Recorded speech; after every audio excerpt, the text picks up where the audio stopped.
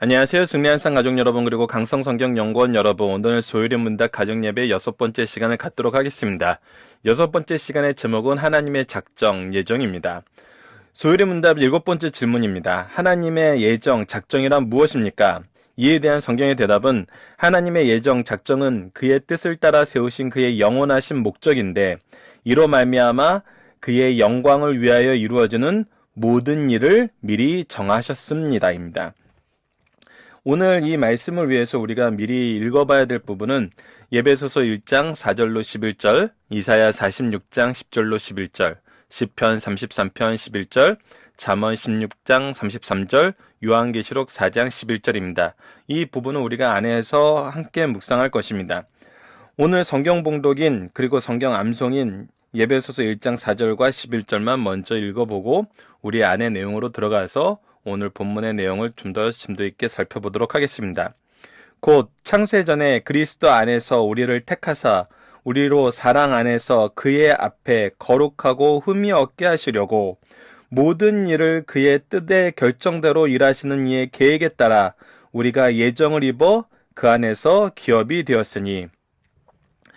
자, 우리가 오늘 본문 말씀을 들어가기 전에 잠깐 성경 봉독 말씀과 이 질문과 답에 의해서 보게 되는 것은 무엇이냐면 하나님께서 무엇을 하셨다? 우리를 위한 목적이 있으셔서 그 목적에 대한 미리 계획, 작정을 세우셨다는 거예요. 그리고 그것은 하나님의 영광을 위한 거였다는 거예요.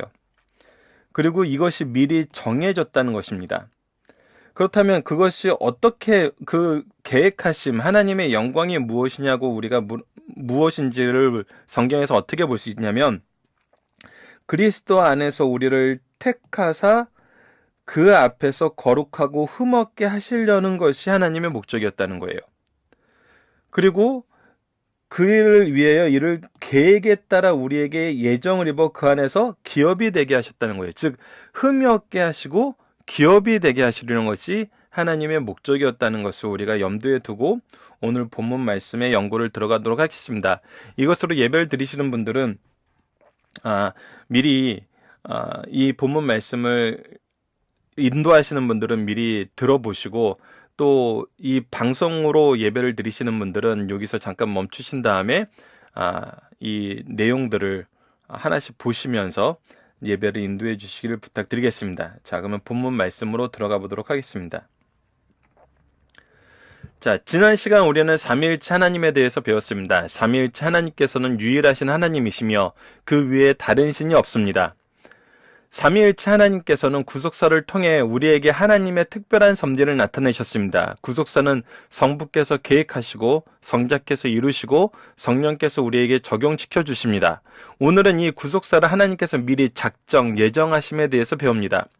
하나님은 우연히 천지를 창조하신 것이 아닙니다. 우리가 하나님이 우리를 어떻게 사랑하셨는가, 어떻게 우리와 함께 관계를 맺으셨는가를 볼 때 우리가 어떤 사건을 맞닥뜨려서 그 사건의 해결을 위해서 하나님께서 우리에게 오셨다고 생각하는 사람이 있어요. 이것은 마치 무엇과 같냐면 우리가 길거리를 지나가다가 생각하지도 않았는데 우리가 심각하게 도와줘야 될 어떤 사람을 만난 거예요. 그래서 이 만남 안에서 이 사람을 내버려 둘 수 없기 때문에 사랑하니까, 우리에겐 사랑이 많으니까, 그래서 이 사람을 어떻게 도와줘야 되나 여러 가지 방법을 찾아서 최선을 다해서 도와주는 모습.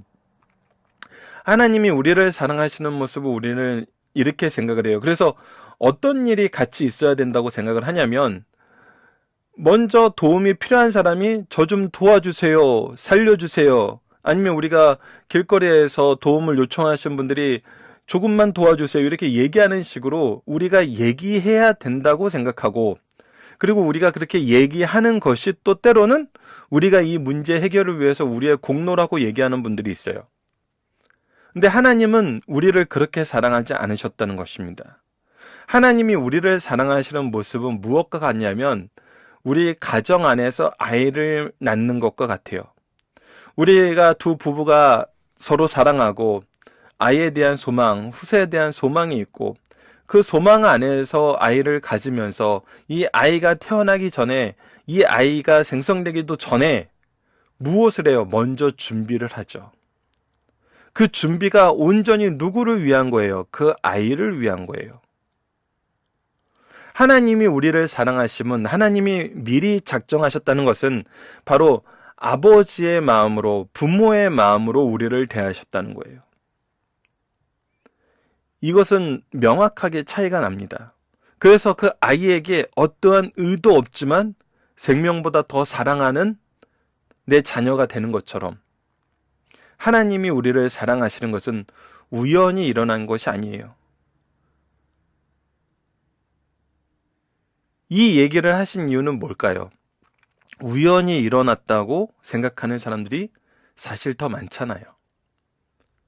우리가 하나님의 창조, 이것을 믿지 않고 진화론을 믿는다는 것은 오히려 이 우연한 섭리, 우연한 어떤 사건, 그것에 더 포커스가 맞춰져 있는 거거든요.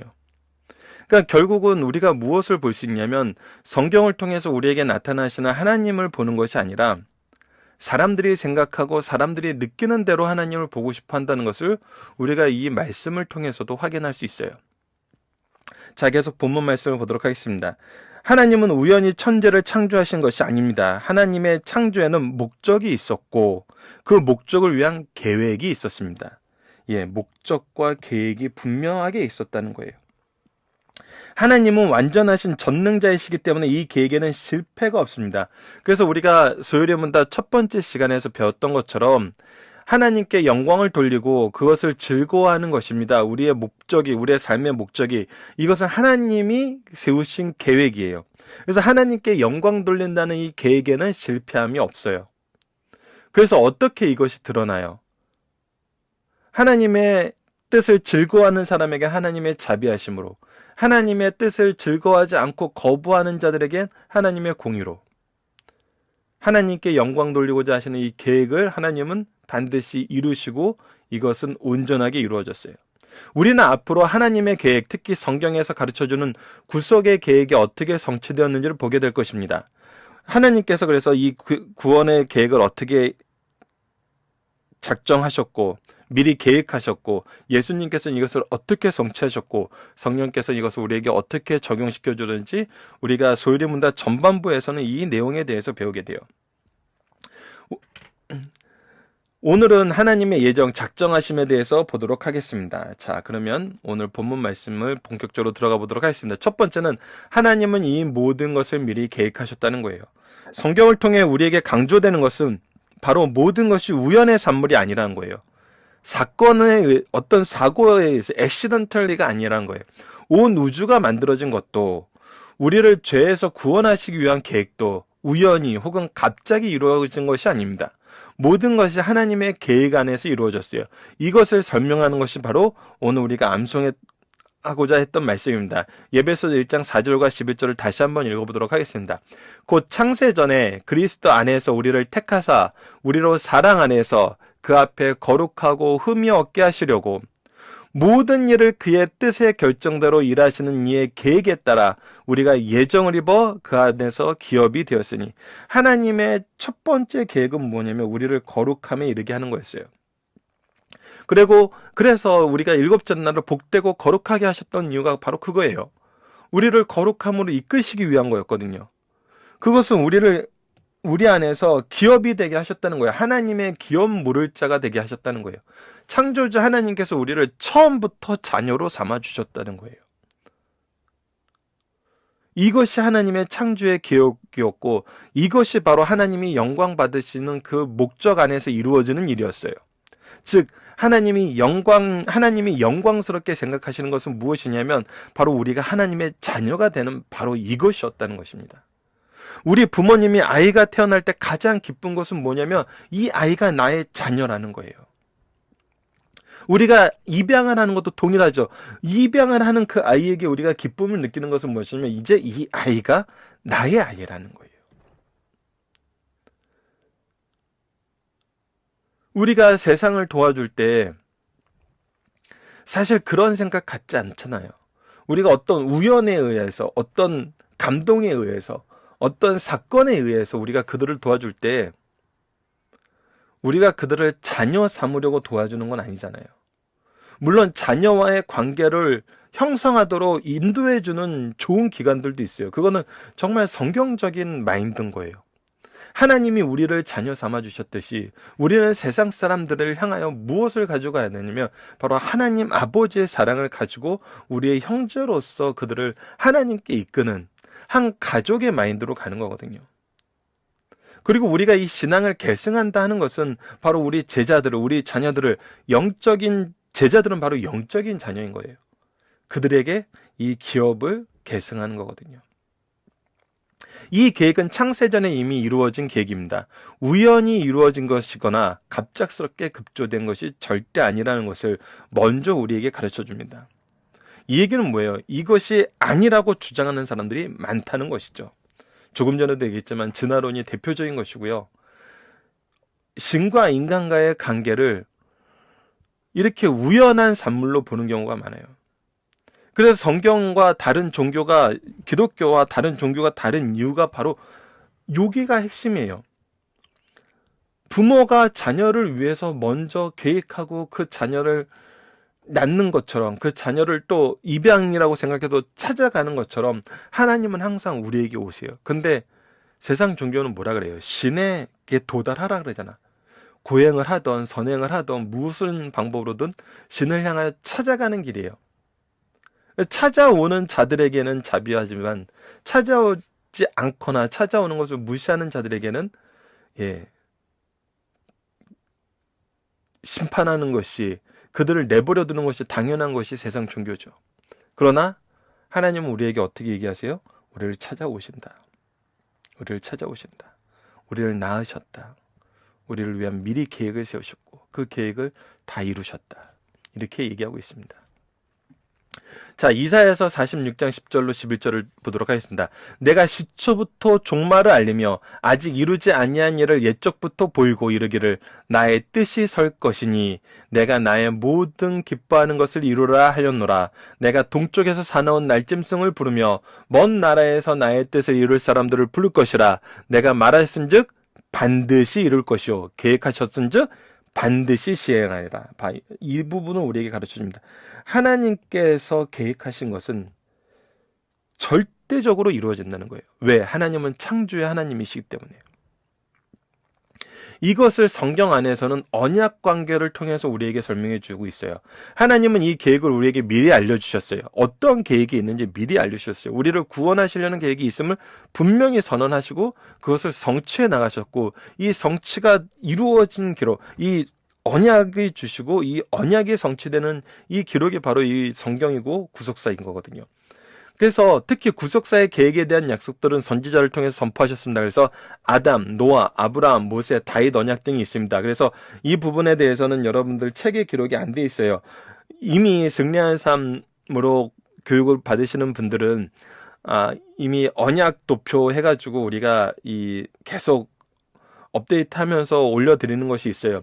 그 내용 안에 있는 것인데 이것을 안 보셨던 분들은 오늘 반드시 이 말씀을 찾아보세요. 아담 언약에 대해서는 창세기 3장 15절 최초의 구속사의 구속 언약이고, 노아의 보존 언약에 대해서는 창세기 9장 11절로 15절 아브라함을 선택하신 그 땅과 자손에 대한 언약은 창세기 12장 1절로 3절, 모세 거룩한 나라, 하나님의 나라됨에 대해서는 출애굽기 19장 5절에서 6절, 그리고 이 영원한 나라에 대해서는 다윗에 대해서 다윗 언약으로 사무엘하 7장 4절에서 6절에 기록되어 있습니다. 여러분들이 이 말씀은 기본적으로 항상 옆에 두시면서 이 말씀이 성경 안에서 어떻게 성취되었음을 우리에게 가르쳐주는지, 누구를 통해서 성취되었음을 가르쳐주는지, 이 안에서 주시는 은혜와 우리를 향한 하나님의 사랑은 무엇인지, 그리고 이 사랑하심이 우리에게 도대체 얼마나 소중하고 놀라운 것인지 성경을 통해서 확인하실 수 있습니다. 자, 두 번째 하나님의 계획의 특징은 하나님의 계획은 영원하다는 거예요. 하나님은 이 계획들을 선포하시고 이 계획을 선포하신 언약에 대해서 신실하게 지켜나가십니다. 그렇기 때문에 이 계획은 영원한 계획입니다. 즉, 이 계획이 순간적으로 어느 시점에서 끝나거나 멈춰지는 것이 아니라 영원하다는 거예요. 즉, 우리를 거룩하게 하시고 우리를 기업 물을 자로, 즉 하나님의 자녀로 삼아주시는 이 계획은 어떤 일이 있거나 어떤 사건에 의해서 중단된 거나 실패됨이 없이 영원하다는 거예요. 이거에 대해서 시편 33편 11절에서 가르쳐줍니다. 하나님의 계획은 영원히 서고 그의 생각은 대대에 이르리로다. 그래서 아담에게 주신 언약이 우리에게 주신 언약이 되고, 노아에게 주신 언약이 우리에게 주신 언약이 되고, 아브라함에게 주신 언약이 우리에게 주신 언약, 모세에게 주신 언약이 우리에게 주신 언약, 다윗에게 주신 언약이 우리에게 주신 언약, 예수님께서 주신 말씀이, 제자들에게 주신 말씀이 바로 우리에게 주신 말씀, 이렇게 되는 거거든요. 그래서 이것은 결코 멈추거나 중단됨이 없이 영원합니다.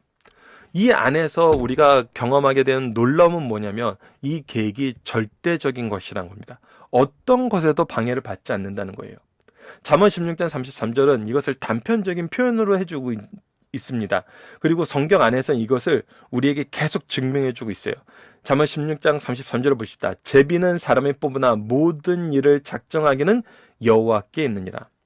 하나님은 그분의 계획을 우리에게 계시로 언약으로 알려주시고 때때로 우리를 통해 이 언약을 이루시기를 기뻐하십니다.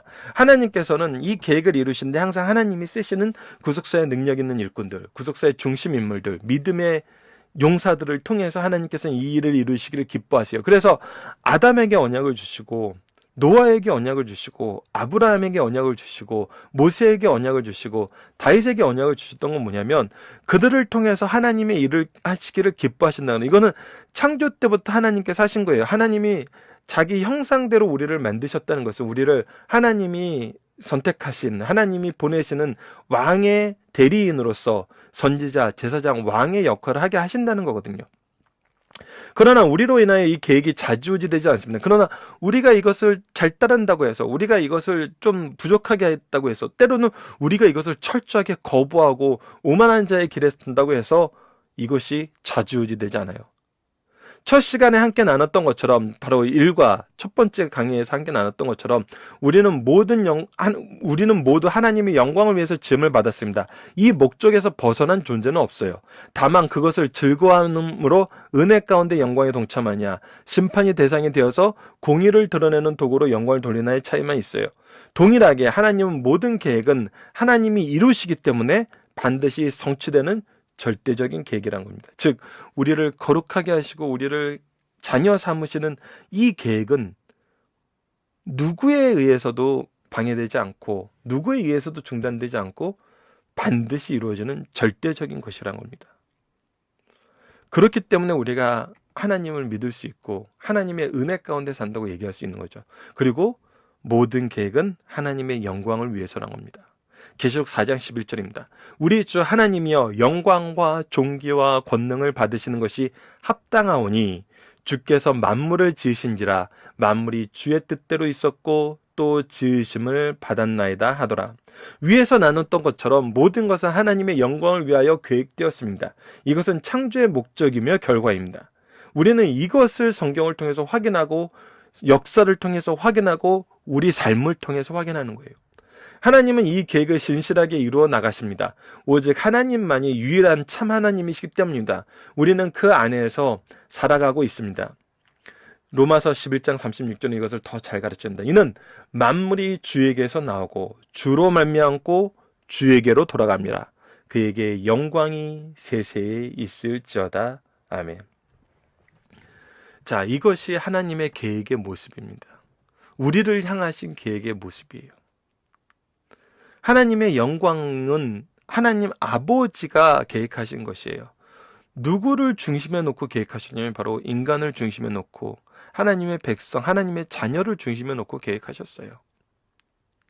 아버지의 영광이 무엇입니까? 우리 한국 부모님들은 자녀에 대한 정말 애정이 그 세상 어느 나라의 부모보다 큰 것을 알 수 있잖아요.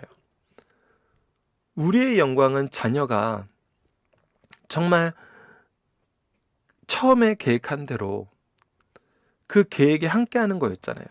하나님이 계획하신 것이 무엇이었어요? 에베소서 처음에 나타났던 것처럼 1장 4절과 11절에 나타난 것처럼 우리를 거룩하게 하시고 우리를 기업 물을 자로 이루어진 거예요.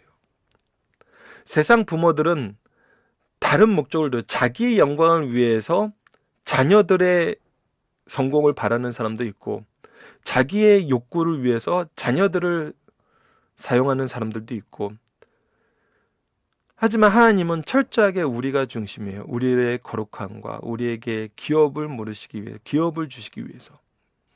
그리고 인간 세상의 부모들과는 다르게 하나님은 이 계획이 멈춤이 없어요. 실패가 없어요. 절대적으로 이루어지고 이것은 결과는 분명하게 드러나요. 자, 이거에 대해서 또 잘못 생각하는 사람들이 이런 질문을 합니다.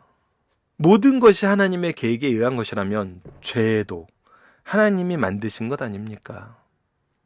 여러분은 이것은 죄에 대한 개념을, 우리가 특히 동양 사람들이 이 얘기에 정말 훅 매료되는 경우가 있어요. 왜냐하면 동양은 이 음양 사상이 있어서 성과 악의 공존, 성과 악의 균형을 굉장히 중요시해요. 그래서 때로는 필요악이란 것도 필요하다고 생각하면서 파괴와 혼돈이 새로운 창조를 이루어낸다고 얘기도 해요. 이것은 여러분들 철저하게 동양 철학에 의해서 이루어진 거예요. 하나님은 죄가 무엇이라 그러냐면 하나님의 뜻에 반대되는 거. 죄가 무엇입니까 했을 때 우리가 창세기 3장 22절, 로마서 10장 2절로 3절, 이 두 개는 여러분들이 기억하시고, 사사기 21장 25절은 그 안에서 인간들의 본연적인 모습이 어떤 것인지를 드러낸 것이죠. 창세기 3장 22절에서 뭐라고 얘기합니까? 이들이 선악을 아는 일에 우리와 같이 하나가 되었으니, 즉 선악의 기준이 하나님의 기준이 아니라 자신들의 기준이라는 거예요. 하나님은 선악의 기준이, 선은 하나님을 따르는 것이에요. 악은 무엇이에요? 하나님을 거부하는 것이에요. 그러니까 하나님은 하나님의 뜻을 세워놓으셨어요. 근데 사람들은 이 뜻을 거부해요. 그것이 죄예요. 거부가 죄예요. 거절이 죄고.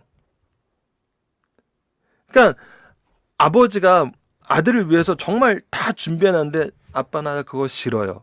그럼 싫어한다는 것도 아버지가 만든 거예요?